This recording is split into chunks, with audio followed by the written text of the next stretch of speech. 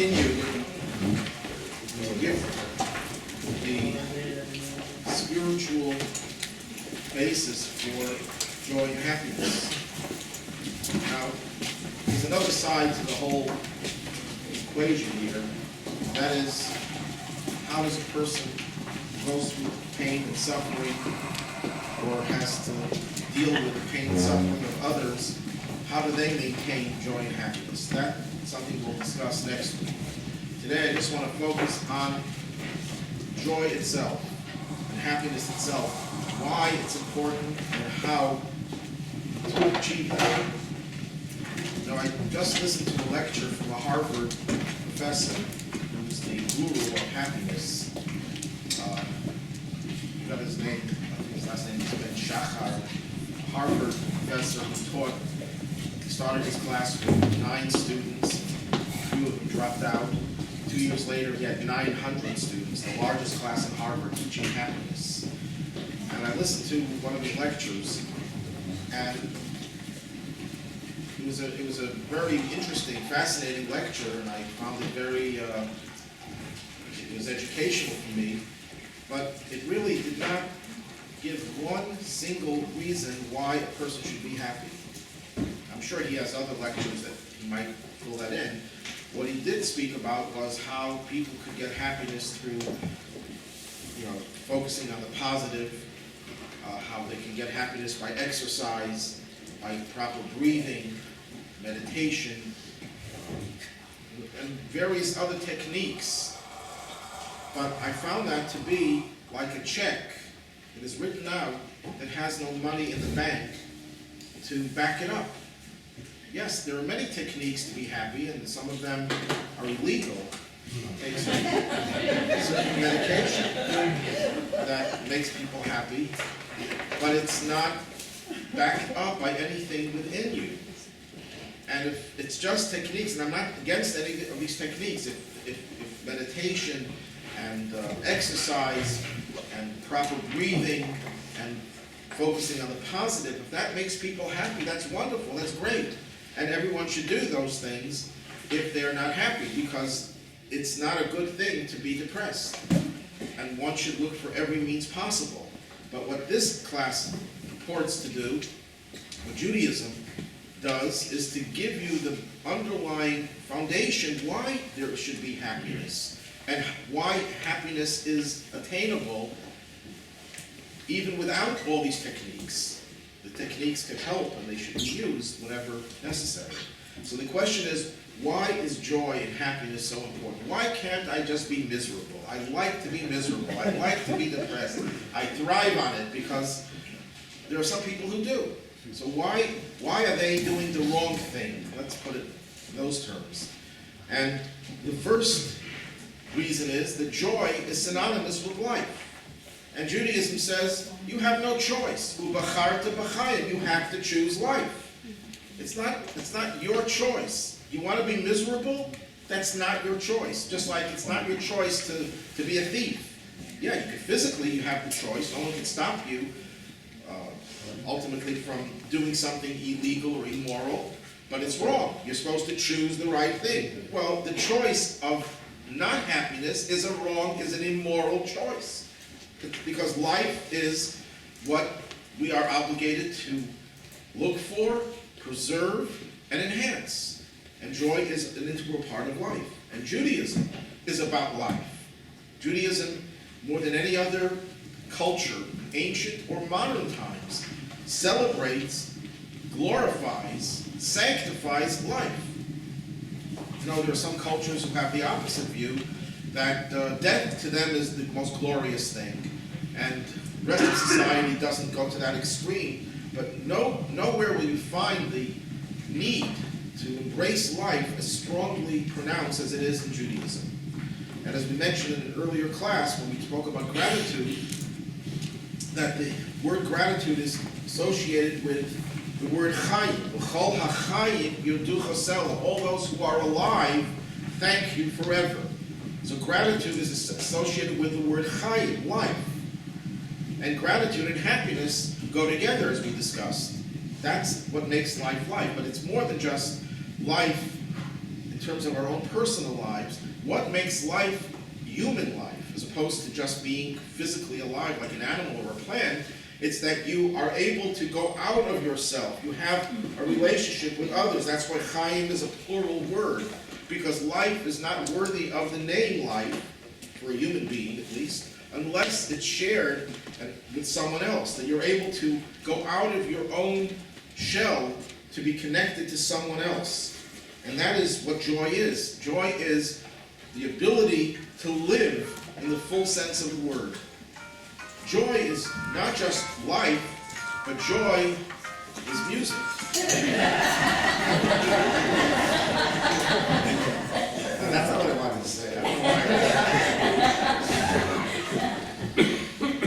I'm counting the amount of times you're laughing because this is an experiment. Joy is not just good or goodly, joy is godly. There are certain things in our existence that are good, that are natural, but they're not necessarily godly, overtly godly. Joy is godly. And there's a commandment in the Torah to emulate God. And it says in the Bible, in the book of Chronicles, and it's recited in our prayers daily, in his place there was strength and joy.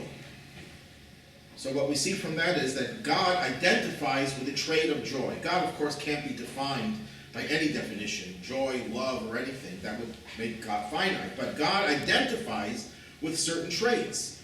He identifies with a trait of joy. And where there is joy, that's where God is present. Where there is sadness, unfortunately, then God can't feel present in that place. And we are obligated to emulate God. Just like God is compassionate, just like God is kind, takes care of the needs of others, as we read in the Torah, we're obligated to emulate him. And if God is the source of joy, then we are obligated by Jewish tradition to emulate God, to always try to be in a state of joy. And of course, it's easier said than done, and God doesn't fault us if we fail in achieving that, provided we make our effort. Just like it says, you're commanded to love God. And the question is asked, what do you mean commanded to love? If I say to one of you, I point a gun at your head, God forbid, and I say, I want you to love Mr. John Smith, who lives somewhere in California. He said, I don't know who John Smith is. I don't care. I want you to love him. I want you to feel love for that person, or else I'll shoot you. Let's say we have a monitor to the heart that can detect if you really love the person or not. All the force in the world cannot make you love someone you don't really know. And even if you know the person, if you don't love the person, no force, no coercion will get you to develop an emotion. So how could the Torah command us to love God? And the answer is, the commandment is not to love God. It's to do whatever effort it takes to cultivate that love. By meditating on God, by doing godly things, by associating yourself with people who love God, and so on and so forth. The same thing is true with joy. God says, I want you to be joyous. But I don't feel joy. I feel depressed now. So how do I fulfill that commandment? The answer is, you're not faulted if you're not happy. You're faulted if you don't make an effort to do something to become happy. That's how Judaism would look at it. Maharal, the great 16th century philosopher and Kabbalist and Jewish leader in Prague, writes in his commentary, why is God associated with joy? The divine presence, he says, only could rest on something that is whole. God doesn't like broken things, just like we don't like broken furniture.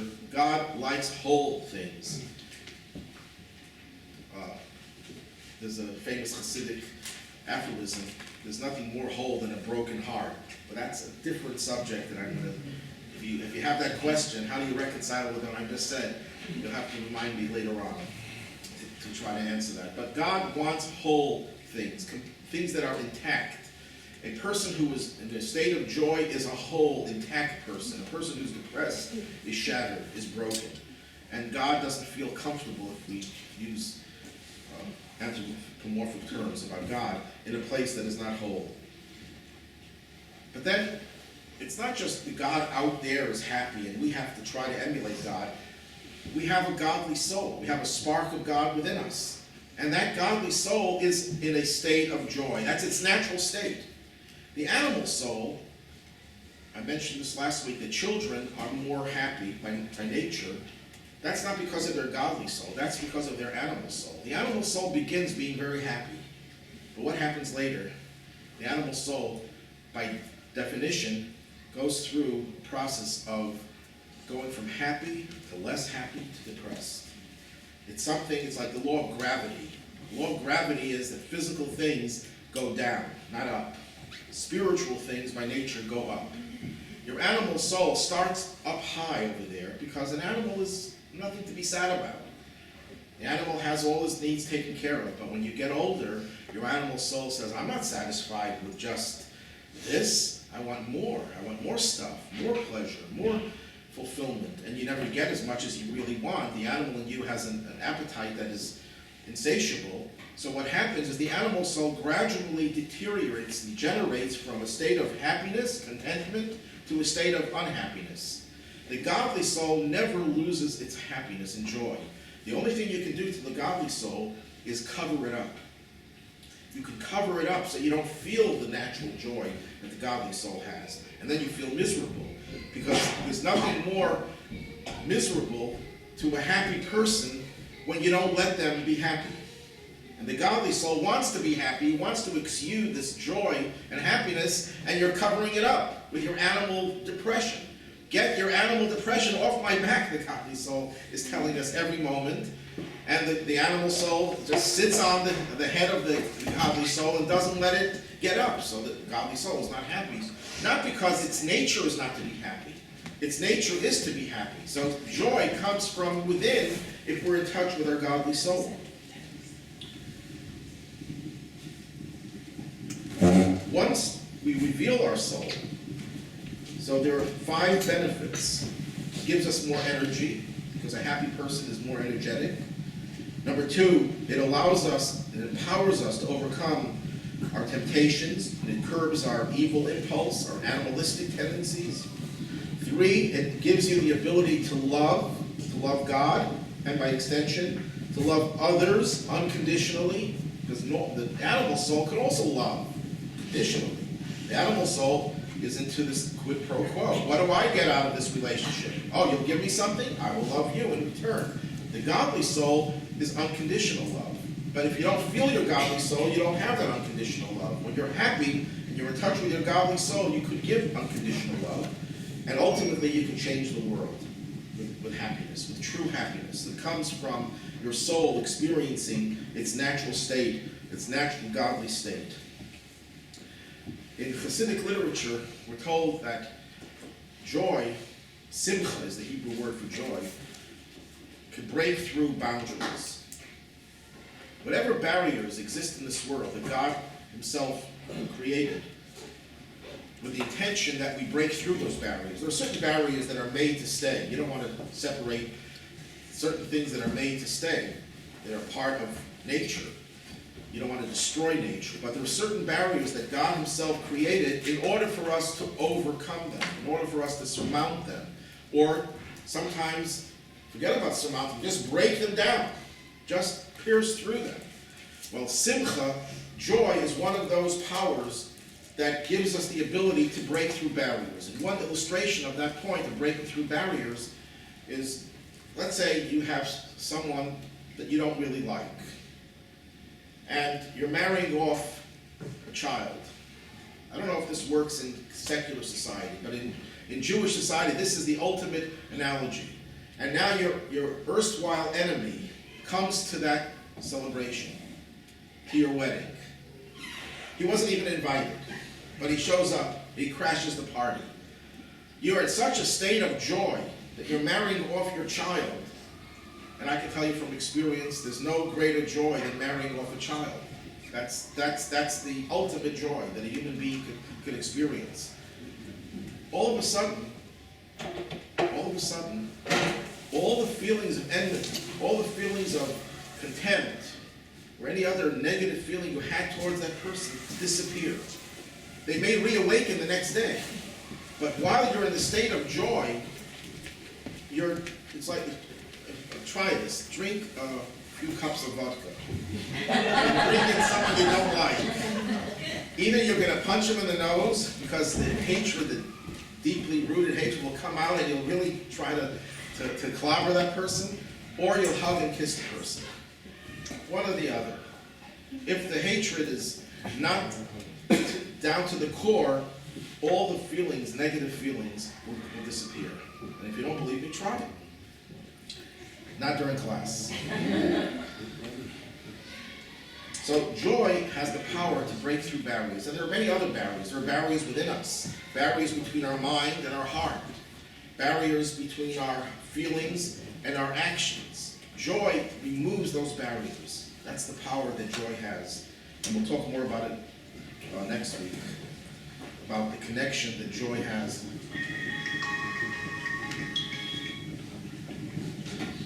The connection that joy has with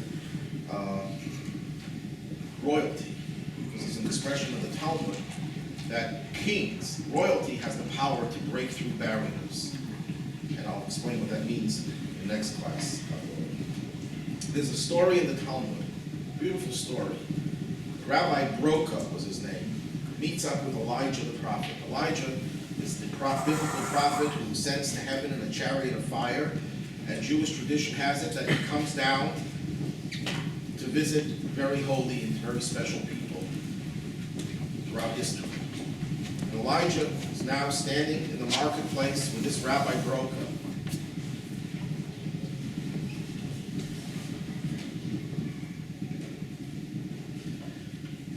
And the rabbi asks Elijah, could you please tell me who in the marketplace is worthy of having a share in the world to come, in paradise?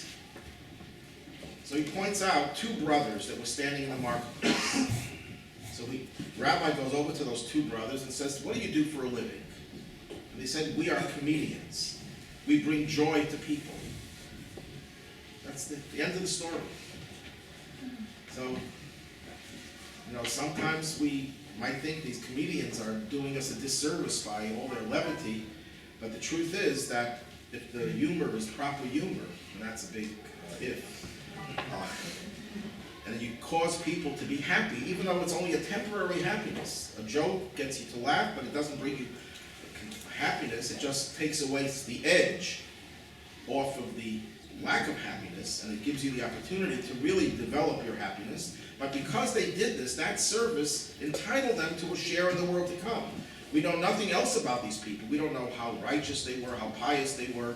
All we know is that they were, that's all the Talmud says about them, they were people who tried to bring joy to others. There's something about the reward, the world to come, is like otherworldly, because joy is otherworldly. Joy and happiness is otherworldly. But there are different degrees of joy. We're coming to the holiday of Purim, and the holiday of Purim, the joy is supposed to reach a crescendo. It's more than any other time. If joy is breaking out of boundaries, well, the joy of Purim is even greater. There's a statement in the Talmud. On Purim, you're obligated to drink, to become so intoxicated that you no longer know the difference between cursed is Haman and blessed is Mordechai. And this is a subject of great controversy, what this really means. I just published a book on this subject, 200 pages on this subject. So I'm not going to go through the whole book, but I'm just going to say that the point over here is that Purim is a time when your joy has to break through even the boundaries that exist within joy that itself is breaking out of boundaries. Purim is a time of total breaking out of boundaries where everything is equal. There's no more evil in this world. There's only positive. That's the dynamic of Purim. Purim is another thing we have to do. We have to give gifts to the poor. Charity is something you do all year round. But in Purim, you have to make an effort of giving to needy people any amount, whatever you give them, food or money, whatever it is, but the minimum of 2 people, a minimum of any small amount. And Maimonides says that the more you give, the better it is, of course.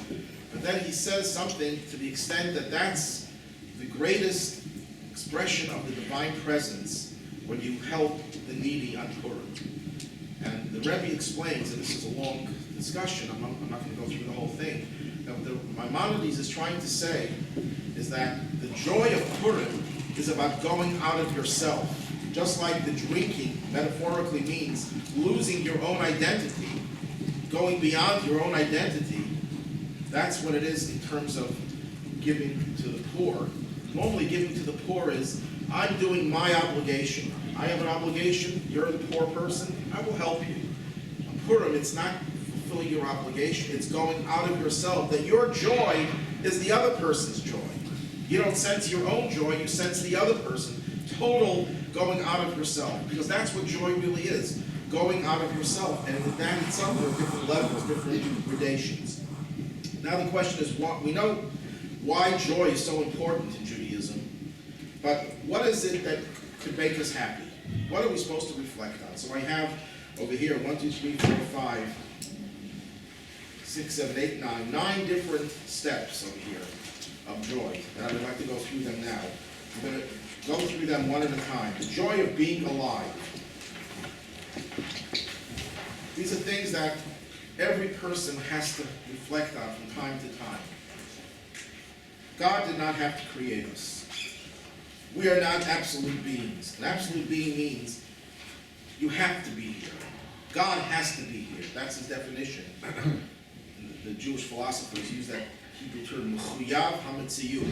He is absolute existence. We are possible existence. It's possible for us to be here. It's possible for us not to be here. There's no compelling reason why we have to be here. God just said, I want you to be here.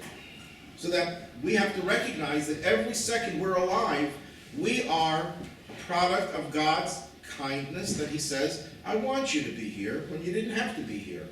And therefore, every moment of life is precious and should be savored. Life, as we just said before, is synonymous with joy. If you appreciate life, then you are in a state of joy. Our problem is, as humanity goes, is that we're not appreciative of what life is all about. And it also works the other way around, that joy and happiness contributes to life, to health. So good health, or being alive, contributes to joy, and joy contributes to life. They go together. One, it's a vicious, positive cycle. Then there's the joy of being human. Life could be any type of life. You could be a plant. You could be a rose. You could be a thorn bush. But you're human. And what is the joy of being human? That you were created in God's image. Whatever that means. We're not going to go into the whole spiel of what being in God's image means. But suffice it to say that it means that we have a certain godly identity more than any other creature in the world. And that when God created us, he said, I am creating you because you are indispensable for creation. I could not create the rest of the universe, the most remote galaxy, who knows how many trillion of light years away from here, depends on you as an individual. You have to be here. I need you. When someone realizes their indispensable nature, that God says, I cannot have a world without you. And that's one of the reasons, we discussed this in another class, why a birthday is such an important day, because that's the day that affirms your indispensable existence. That God says, you are needed here and you're not redundant. If there was another one just like you, then you wouldn't be needed. It means that each one of us is unique. And when you reflect on each of our uniqueness, that brings us joy. And that God, therefore, if he chose us and we're so special, then we are loved. There's no greater joy than to know that you're loved. If your parents, your siblings, your spouse, your children, your friends show love to you, that makes you happy. When they show contempt for you, that makes you sad. So when you know that you're loved by God, that God chose you to be a human being, and that's the difference between humans and animals. When humans are created, as opposed to all other creations, God says, let us make man. Who's the us? So there are different interpretations what the us means. Rashi says it means angels. God consulted with the angels. Baal Shem Tov says it means us, we. Who makes man? Man here generically, humanity. Who creates a human being? Us, God and us. We're partners in our own creation. Animals were created by God. They don't contribute to their own creation. An animal doesn't contribute to his own enhancement. The animal's a product of nature. We contribute to our own enhancement. We have something that no other creature has, and that should make us happy when we realize that. And as Rabbi Tursky, a famous psychiatrist and a rabbi, who very prolific author, once pointed out in one of his talks, I think it's in one of his many books, that he explains the differences between a human being and an animal in his own inimitable way. He says, you ever find an animal that searches for the purpose in life? That's its distinctly human trait. You ever see an animal who strives for self-improvement, that'll sacrifice for a total stranger? That's a human trait. That will make decisions that are morally right, even if it goes against its own nature.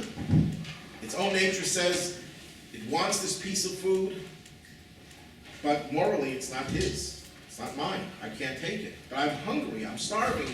And someone else has a sandwich there that belongs to them. Can I take it? The animal would say, what's the question? It's not even an issue. Of course you can take it. It's there for the taking. A human being will say it's morally wrong. But I'm hungry. I want it. I need it. Morally wrong. Only a human being could do that. Could an animal forgive? Someone hurt your feelings, damaged you, and you forgive them. That's a uniquely human trait. And search for truth. These are all 6 different characteristics that are unique to a human being. And they don't come easy to a human being. They're part of the life's challenges. So when we realize our uniqueness, that God gave us the ability to create ourselves. We are an integral part of creation of our own being. That gives us a sense of joy and happiness. If a person's life is only about pursuit of pleasure, and that's it, then we are truly not superior to the animals. We are incomplete, and then we can't be happy. We can only be happy if we appreciate our humanity. If we don't appreciate the distinctiveness and the uniqueness of being human, then we automatically revert to being depressed. Then there's the joy of being a sentient being. A human being could be a human being, but they could be, God forbid, in a coma. They could be asleep. And the thing that's really a very powerful concept, people who are asleep don't feel pain. People in a coma probably do not feel pain.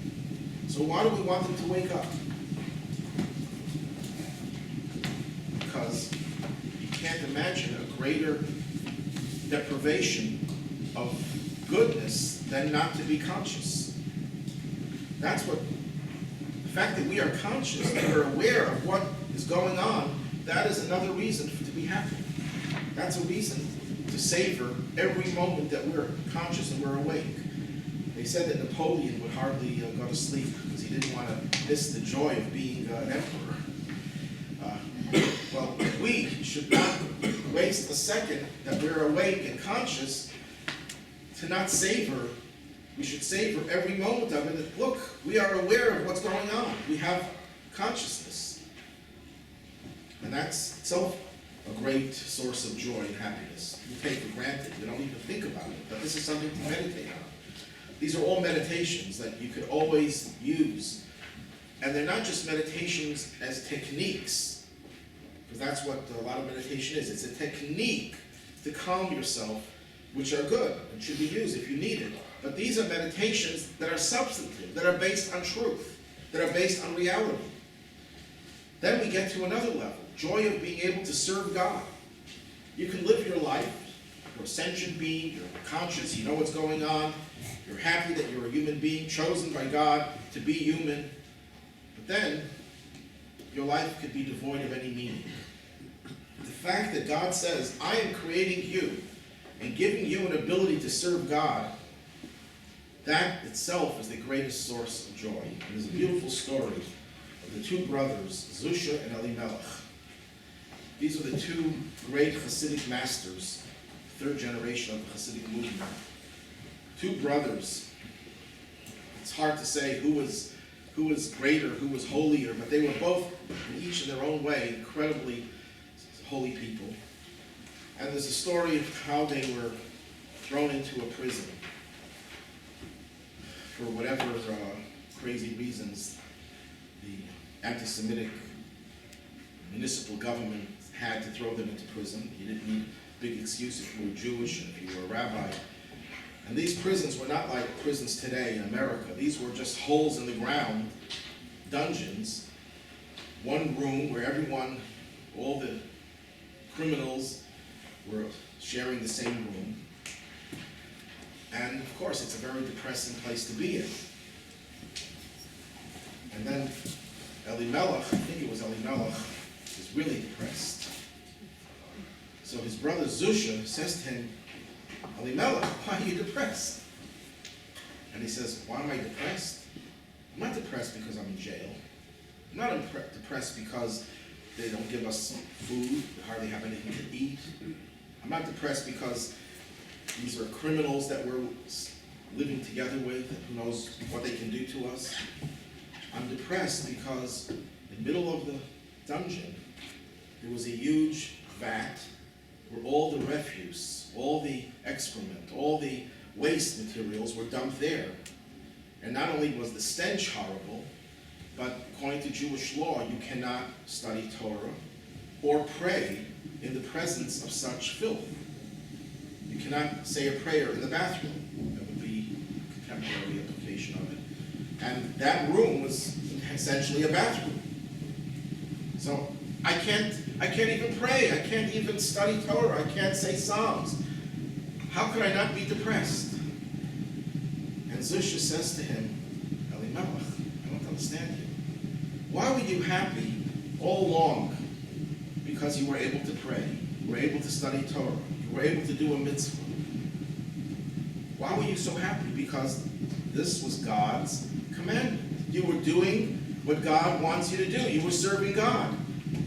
Now, why can't you do these things now? Because we believe this is what the Torah tells us that we're not allowed to do. It's the same God that we're serving by not studying Torah, by not praying, and by not doing a mitzvah. So why should we be sad? And as soon as he said that, Elimelech says, you're right. And they started dancing. Dancing from joy. That they were now able to serve God in a way that they never were able to serve Him before, by not studying Torah, by not praying, and by not doing anything spiritual. Well, of course, they started singing and dancing, and the other prisoners were not in a very happy mood. When they saw singing and dancing, they joined the song and they started dancing. And then the guards came running in. What's going on over here? Dancing and singing in a prison? So they pointed to the Jews. It's their fault. They did it. So they said, why are they singing and dancing? Because, well, they're crazy, you know. We overheard them say that because there's a big pot in the center of the room with all the waste, that's why they're dancing. Oh, they're dancing because of that big pot? Take it out. Get it out of here.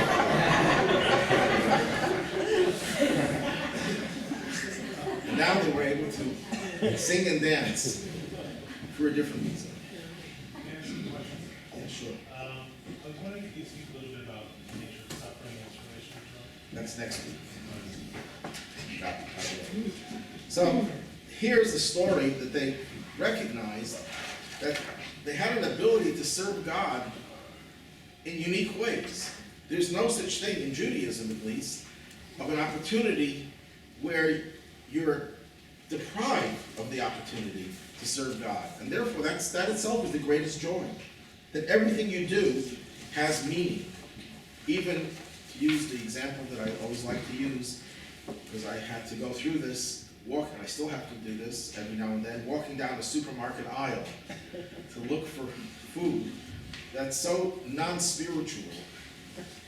But then when you're looking for the food that has an insignia that says that it's kosher, an OU, OK, whatever else, BVK, what that does is it transforms that mundane exercise, very drab and boring and meaningless exercise, into a spiritual, godly one. Because why am I walking down the supermarket aisle? Because I want to do something that I know is God's will, that I keep kosher, and therefore I have to search for that food. Or whatever else, there may be many other ways that actually going shopping could be a spiritual experience. And that's a source of joy. Then, if you're Jewish, you have the joy, the added joy of being Jewish. Because being Jewish means that from among all of humanity, and each human being has a special mission in this world and is loved by God, unless they do something horrible to earn his anger, to incur his wrath. But God loves and chooses everybody. But within that group of humanity, God says, I have a special mission for one nation on earth, and anyone who joins that nation by recognizing that they have a special mission and they agree to become part of it, and that you know that you have a special purpose and a special relationship. That itself is the greatest source of joy and happiness. And Rabbi Levi Yitzchak of Berditchev, every morning, the famous Hasidic master would wake up and he would be ecstatic. And he would praise God that he is a Jew. And every morning he would wake up and say, he recognized that there was something special about his Jewishness.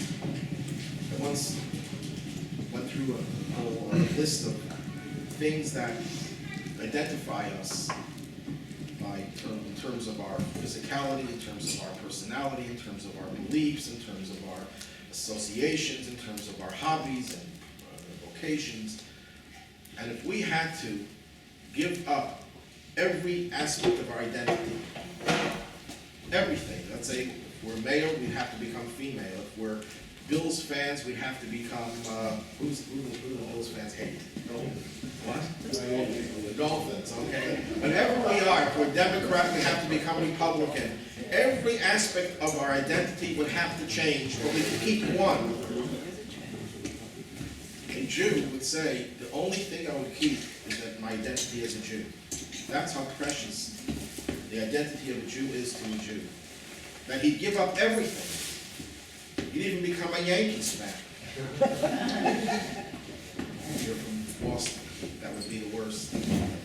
Whatever it is, you'd become a Republican if you're a liberal Democrat.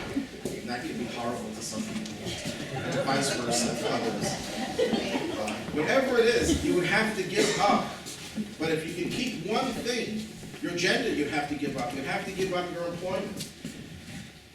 You would, if you could keep that one thing, that you are a Jew, that would be the thing that you would never part with. And that's, when you know that you have that identity, that's who you are, that brings you to a tremendous source of joy.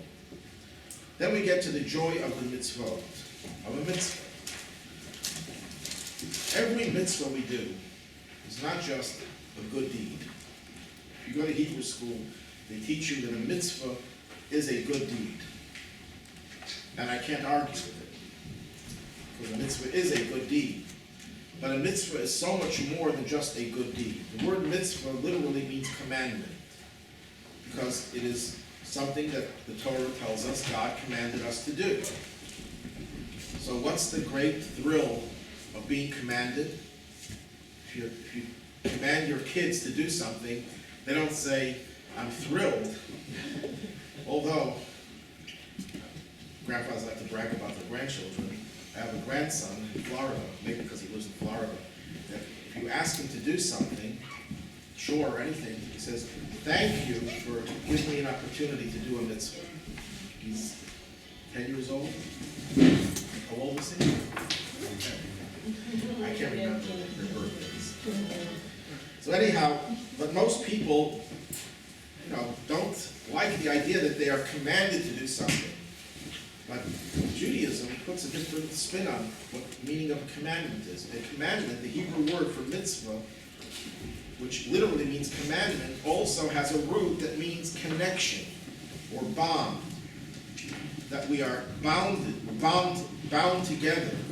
We're bonded, connected, tied together with God when we do a mitzvah. Whatever relationship we have with God, and we do have a natural one, just by being in existence, just by being human, just by being conscious, just by being Jewish. These are different degrees of connections that we have. But there's another incredible connection that reveals all the others and enhances them and adds to it another dimension as well. Every time we do a mitzvah, we are cementing our relationship with God.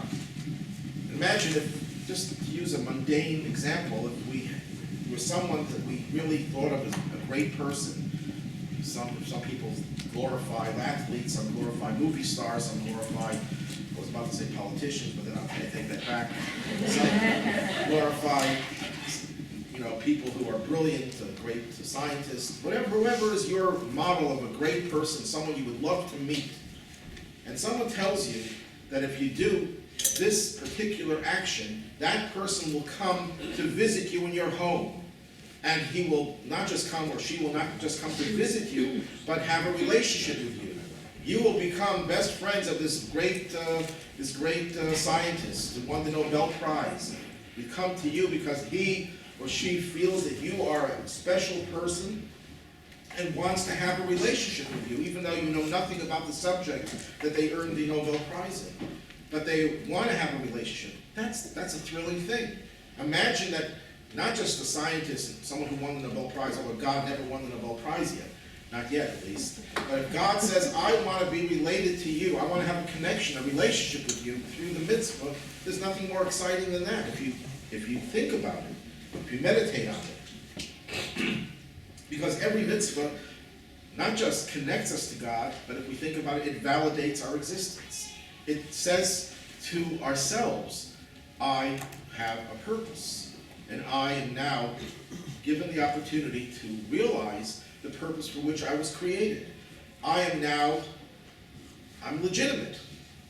I think the most depressing thought that a person can have, conversely the most exciting thought a person can have, is the most depressing is to feel that they are illegitimate, that they have no real reason to exist.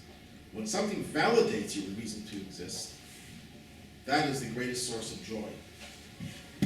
Also, we're told that every mitzvah that we do, besides what it does to us personally, has an effect on the whole world.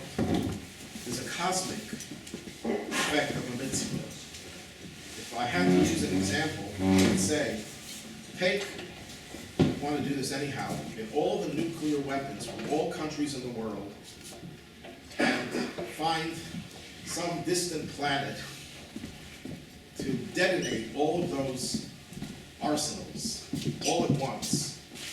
It would make a nice explosion. Who knows how many thousands and thousands of hydrogen bombs would all be detonated at once. They would be visible in space for who knows how many millions of miles. Well, any one mitzvah generates much more energy than that in a spiritual sense. One mitzvah. And then the difference is that the nuclear explosion will leave some fallout.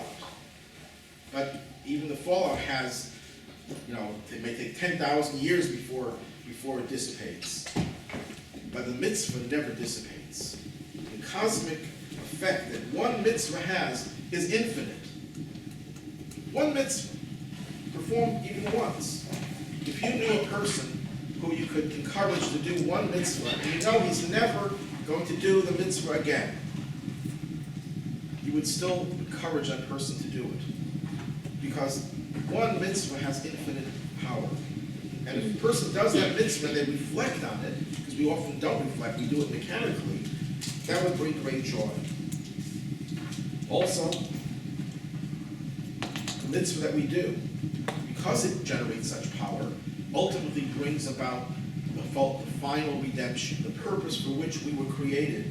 And the world exists is to bring it to the Messianic age when the whole world will become a perfect, ideal, peaceful world. How do we do that? It's not going to happen with a waving of a magic wand. It's something that is happening, it has been happening from the beginning of time through every mitzvah that any human being does. You are generating that energy, and when there's enough of that energy in the world begins to experience what it has achieved in the last many thousands of years. Every mitzvah also gets us in touch with our inner selves. How many people think they know themselves? You don't have to show you. Raise your hand. But I suspect that most people don't know themselves. And some people go to a psychoanalyst to find out who they are. And there's a famous Jackie Mason thing on that I don't have in front of me. But it's really a very profound piece where it comes to the psychiatrist, and the psychiatrist tells him, we're going to find out who you really are.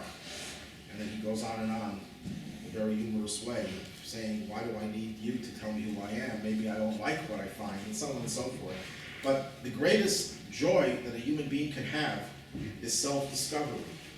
Now, if you know you're going to find something really rotten and horrible, then you're better off not knowing who you are.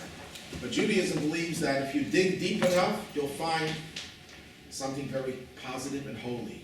The Rebbe once commented on Freud. Freud claimed that what motivates human beings is the libido, and the Rebbe said, we don't disagree with Freud. If you're digging in the ground, it depends what you're looking for. You can dig and you'll find dirt. If you dig deeper, you'll find treasures. So it's only a question of how deep you want to dig. Every person has dirt in their subconscious and their unconscious, and if you dig deeper, you'll find treasures. You'll find refreshing, pure water, whatever metaphor you want to use. And that is what you achieve when you do a mitzvah. It is a drill that gives you the ability to dig deep beneath the surface to reach your core. And that core is something that you'd be very happy to know that you possess. It penetrates all the other layers that are not so good to know about, that you can make you depressed. And there are specific mitzvahs that require rejoicing during holidays, which we won't go into now. But every Jewish holiday is a time when we have to intensify the joy. And I mentioned before, Purim, that's when we really go bonkers, when we have to take joy to its maximum. That is another reason to be joyous. Human nature is that when you're happy, you're happy. But when you see someone else miserable, it takes away from your own joy. When you see someone else being happy, it enhances and increases your own joy. And every mitzvah that we do brings joy to God and to others. And God's joy that we generate through ours is primarily not through the mitzvah itself, but the joy that we have, that we experience while we do the mitzvah. The joy of the mitzvah is superior to the mitzvah itself. Just like I mentioned last week, that the evil impulse within us, when it gets us to do the immoral act, the illegal act, it's more interested in getting us to become depressed because we did something wrong than it is in getting us to do something wrong. The depression that comes after is a much greater prize for evil than the actual thing that you do wrong. Well, it works the other way around, conversely, with the joy. The reason why we're motivated to do the right thing is because the right thing generates joy, and it's the joy that has greater power than the act itself. Of course, you can't separate the joy from the act, the rest there's no reason for the joy. But it's the joy that accompanies the act that is really what it's about. And in the mystical writings, it tells us that a joy touches the non-composite divine and introduces it into the composite and fragmented world. And this is a subject that I need more time to explain in depth. But when you do a mitzvah with sincerity and simplicity, but without joy, it touches an aspect of God that is not composite. It's not rational, not based on some finite consideration. But it stays in that realm. Joy has the power to reach the same non-composite aspect of God, and it penetrates and permeates every aspect of our being. It has much more power to penetrate even the details of our personality, not just the part of our personality that is not into the details. That is another reason for joy. knowing the power of teshuvah, which is translated usually as repentance, but really means return. A person makes a mistake, commits a crime, transgresses, does something that is against God's will, however you want to phrase it. We sin. Judaism recognizes that human beings do occasionally sin, at least people outside there, maybe not present company. But there are some people out there who do make mistakes in their lives. I made one mistake once. I thought that I made a mistake. But there are imperfect people out there, believe it or not. And many people believe, erroneously, that you are who you are. Don't think you could change. Change is not possible. Human beings are molded a certain way, you were brought up a certain way, you're not expected to change. And by and large, that happens to be true. Most people don't change. But that's not because people cannot change. It's because they believe they cannot change. And that's why they don't. Judaism says you can change. And you can reverse negative situations. And it's never too late, as long as you're alive. And that's what tshuva is. And the reason why it's never too late, or it's possible to change, is because tshuva does not mean repentance. Tshuva means returning to the core, which is the natural state that we're really in, which is positive. Again, this concept that Judaism, especially the Hasidic traditions, try to drill into our minds that we are naturally positive. That's our natural situation. The negativity is superimposed, and it can be very powerful. And all we have to do, all in quotation marks, because it's a very major undertaking, is to remove that cover, to return to the core, to the essence, which is positive. So when you know, we all know, that even though we mess up occasionally, and we did things that are wrong, we can always change. Just the knowledge of that, before you even change, should bring a person joy. Now, most people have a picture, and this is true, that tshuva, repentance, is something you do with tears, with crying, with weeping, with sorrow, with regret, remorse, and that's all part of the process of repentance. But the Hasidic teachings, especially the teachings of the Rebbe, de-emphasize that part of it in favor of the part of joy. There's a discourse of the Rebbe that was considered to be a major shift, we could say, in attitude. That in the olden days, tshuva, repentance, involved sadness, the times when you have to be sad and regret the things that you did wrong. And then, from the sadness, you reach a state of joy. And the Rebbe says, now we're not strong enough to engage in any type of activity that generates sadness. And we have to work overtime to do everything with joy.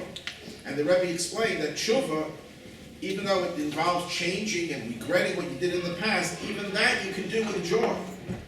And that you can have a little sadness in one part of your heart, but the other part of your heart, he quoted the Zohar, you have weeping in one side of your heart and laughing and joy on the other side of your heart. There's never a time when you have to let go of that joy. There's a time when it may be a little suppressed, but the effort has to be to keep it alive and not allow it to be overwhelmed by the sadness. But the fact itself that God gives you an opportunity to change and to reverse everything, that itself is the greatest source of joy. There's Jacob, our forefather, was supposed to get married. So he comes to his uncle, Laban. He had two daughters, Rachel and Leah. Rachel was beautiful. That's the one he wanted to marry. And Leah was miserable. It says her eyes were soft. What does that mean? So our sages tell us that in those days, families would marry into families. You would try to marry your cousin. That was the ideal. Even today, Judaism does not forbid marrying a cousin. Well, Isaac Rebecca had two sons, Esau, and Jacob. Esau was the older one, the older twin. Jacob was the younger one. Laban, Rebecca's brother, also had two daughters. One was Rachel, one was Leah. Leah was the older one. So everyone was talking. This was the talk of the town in the social pages of the newspapers. Oh, Esau was going to marry Leah, and Rachel is going to marry Yaakov was going to marry Rachel, right? So Rachel was ecstatic that she would marry Jacob because Jacob had a good reputation as being a decent, honest, righteous person. And Esau had a horrible reputation that he was a mobster, he was a criminal, he was a no goodnik, as they say in Yiddish. He was so Leah would always cry because of the prospect that she would have to marry this uncouth, this villain, this criminal. And Rachel was always laughing. She was always happy. So Rachel symbolizes joy, and Leah symbolizes depression, sadness. Who got Jacob? They both got Jacob. So Rabbi Nachum of Chernobyl, you heard of the city Chernobyl. You know, it became famous because of the nuclear accident. But amongst Hasidim, we always knew about it because one of the greatest Hasidic masters was Rabbi Nachum of Chernobyl. This goes back 200 years. Rabbi Nachum of Chernobyl said what Leah was able to accomplish with crying, Rachel was able to accomplish with laughter and joy. In the olden days, it was sensed that if you really want to get somewhere spiritually, you have to constantly be in a state of crying, of always weeping over your sins and introspection and digging deeper into your personality, trying to find all the undesirable things and ripping it out. It's a very painful exercise. It causes you to cry and to be sad, and you accomplish something that way because you cleanse yourself. It's cathartic. And Rabbi Nachum of Chernobyl, in the tradition of the Baal Shem Tov and the Hasidic movement, said, look what Rachel, she got the same prize with laughter and joy. You don't need the crying to get the prize.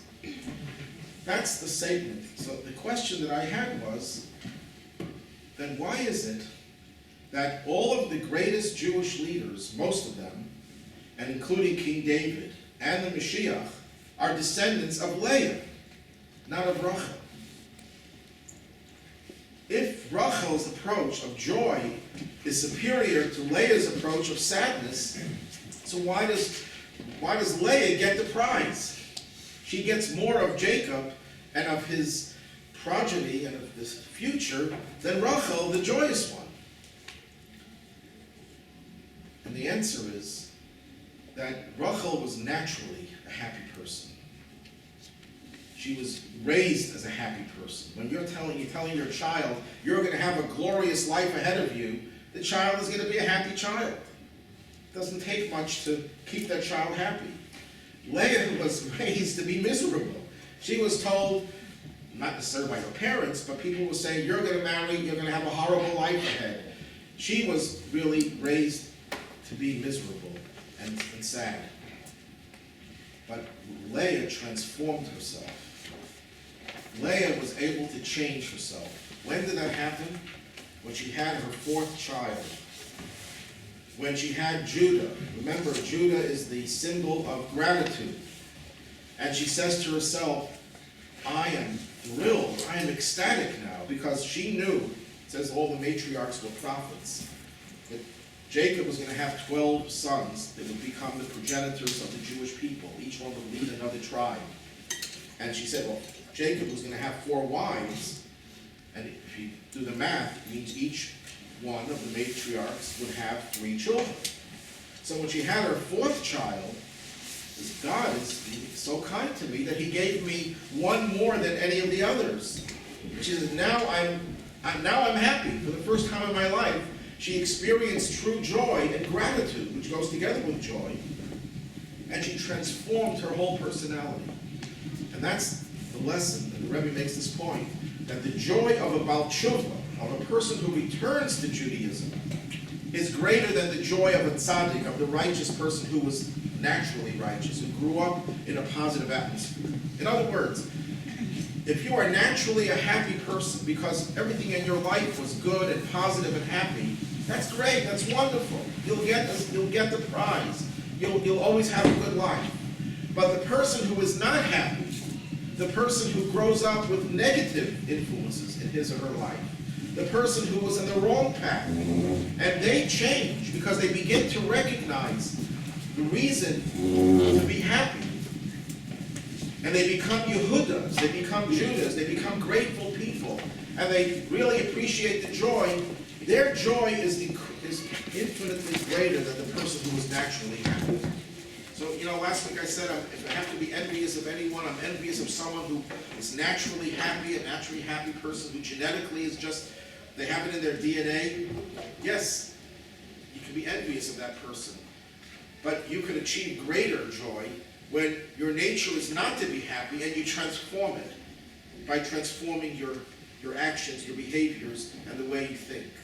Leah ultimately outshined her sister Rachel, who was the happy one naturally. And that's the beautiful power of knowing the power of repentance and how the joy exceeds the joy of the natural joy. And finally, today, the joy of knowing that we are on the threshold of redemption. This joy is something that is unique to our time. What am I basing this on? It's based on the Talmud.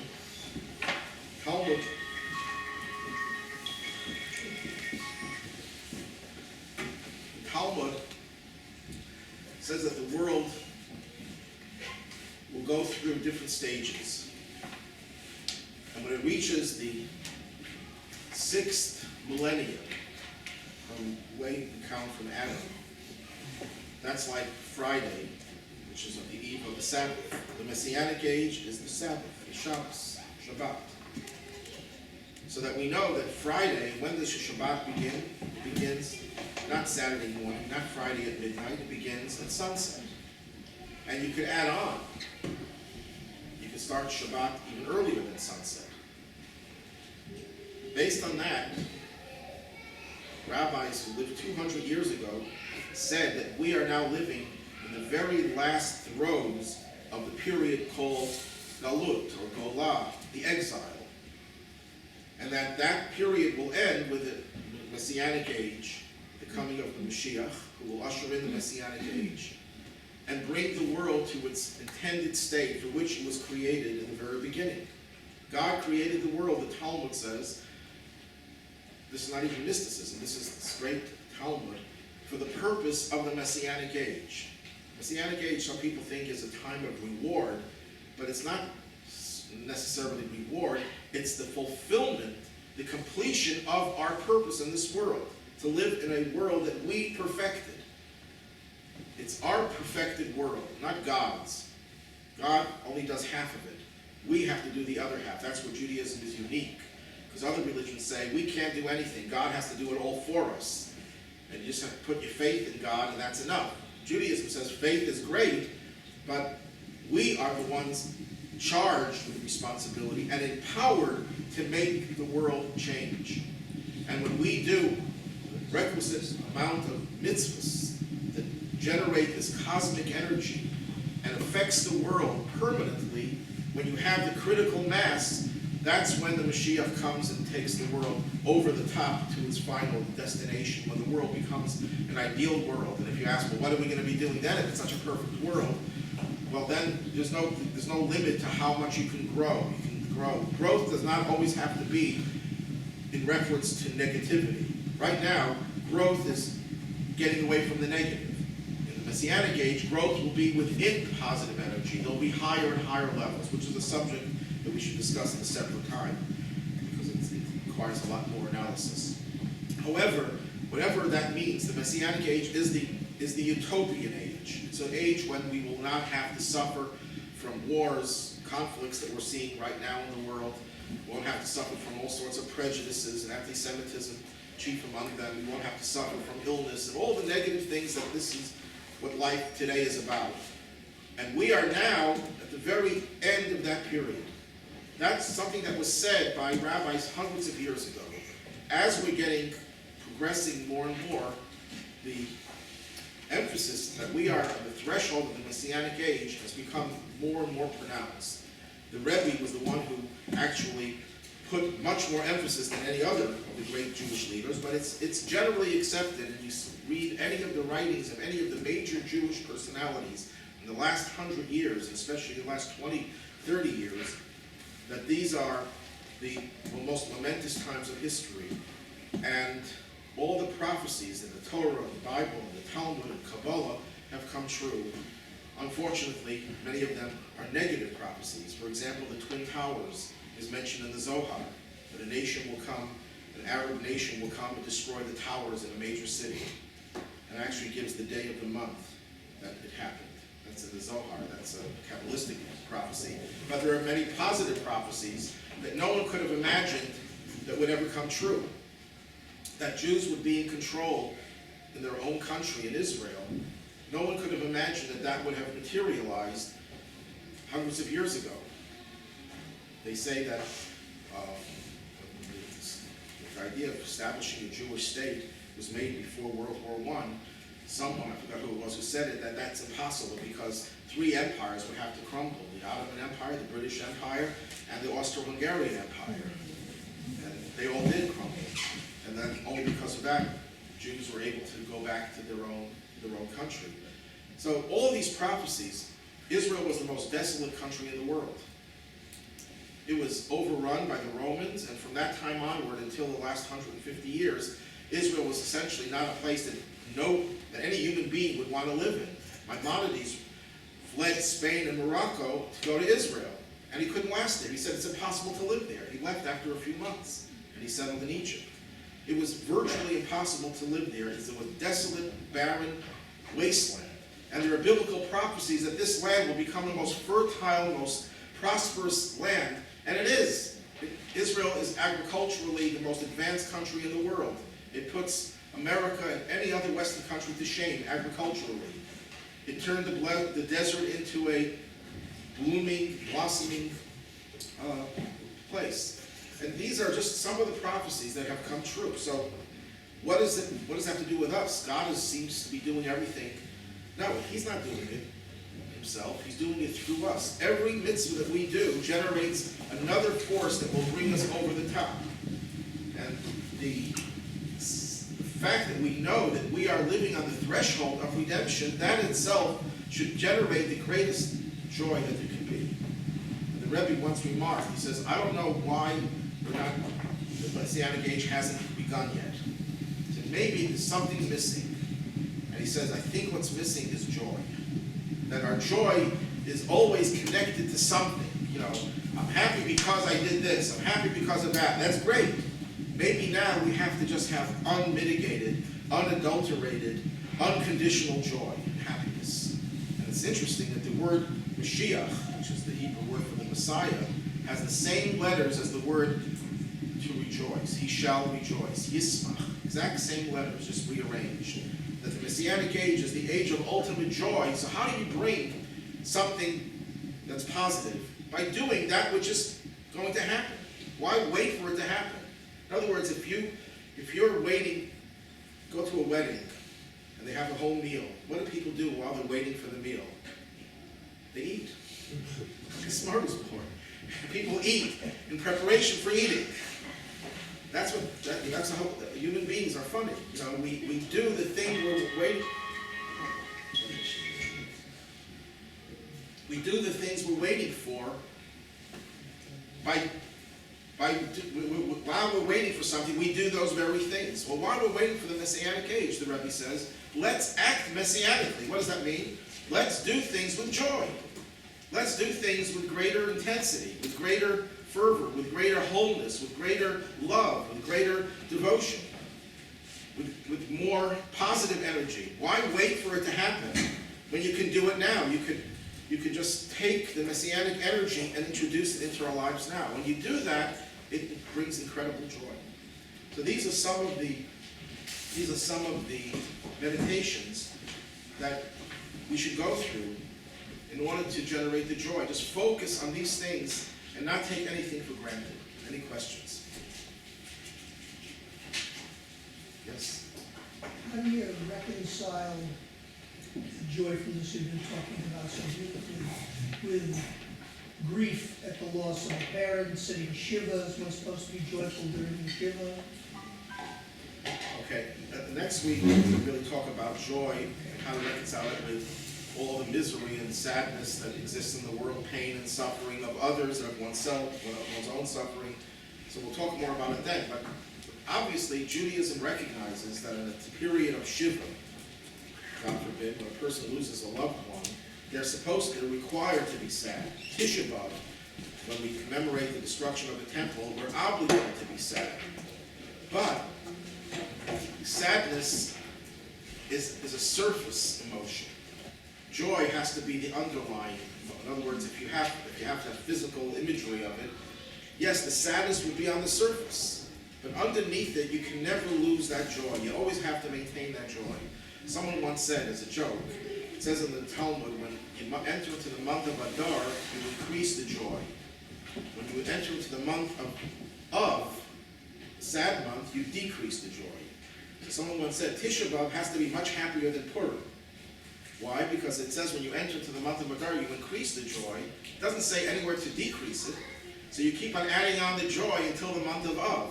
And then you start to decrease it by 9 days. So your joy that you reach then is infinitely more than it is on Purim. It was said in jest, but the Hasidim never liked the idea of engaging in too much sadness. I remember when the Rebbe lost his wife, and he was devastated, and but you could see this is the most devastating thing that ever happened to him.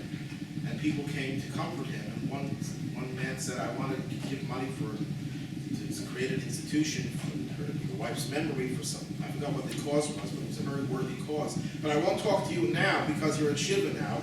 And the Rebbe says, now is the time to talk about it. Now is the time to bring joy. Even when you're sad, the sadness can be a loss of energy, a loss of life.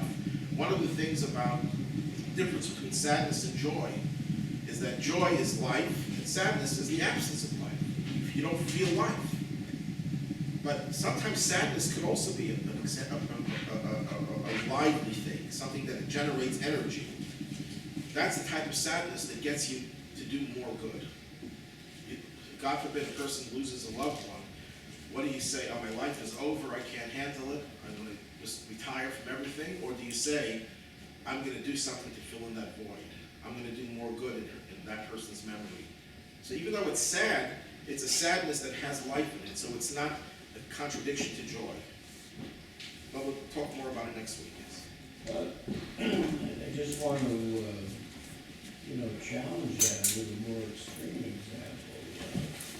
During the Holocaust, when people saw their babies thrown into the fire, what were they commanded to feel? It's not a question of what they were commanded. God does not ask a person to do anything that is impossible.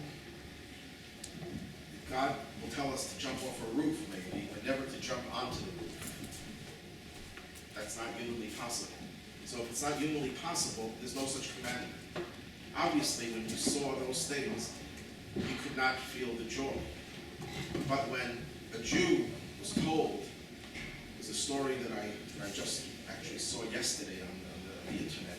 There's a film that just came out of a Jew who was caught with a pair of tefillin. What happened was there was a group of Jews going to the gas chamber, and an older man took his tefillin that he smuggled in there, and he threw it towards this guy, Mr. Wallace was his name. Wallace. And the man caught it, and he put it under his shirt. And once in the barracks, he took it out and he put on tefillin early in the morning. And just then an SS guard came in. And the SS guard took him and he put him on a table and put a noose around his head. And jokingly, he said, "Do you have a last request?" He said, "Yes, I want to wear my tefillin now." So the guy thought it would be really funny, so he let him put on his tefillin. And there was a whole crowd of people watching and crying. And he looks at them, he says, why are you all crying? I'm not the victim, I'm the victor. I'm the victor. You should be laughing, you shouldn't be crying. And he was not sad. And when they saw that the whole demeanor, his whole demeanor changed, and he said he's the victor, they decided to torture him to death. And they tortured him, and they left him for dead. And they dumped his body, and he was not dead. He got back to life, and he survived the Holocaust. But what was so powerful and moving is here's a man about to be hanged, and he felt that he was the victor, and he was joyous. He transcended the situation. Now, I'm sure if he would have seen someone else being hanged, he wouldn't have felt that way. There's a difference, how a person could relate to their own suffering as opposed to someone else. But I think that next week we'll tackle that a little more. But you're right, there's sometimes God doesn't expect you to be happy when you see a baby thrown into the fire. He doesn't command you to be happy. But he doesn't expect you to die inside. Because sadness can also sometimes be a sign of life, which is the prelude to joy that can come later. I'm sorry for ending this very sad note.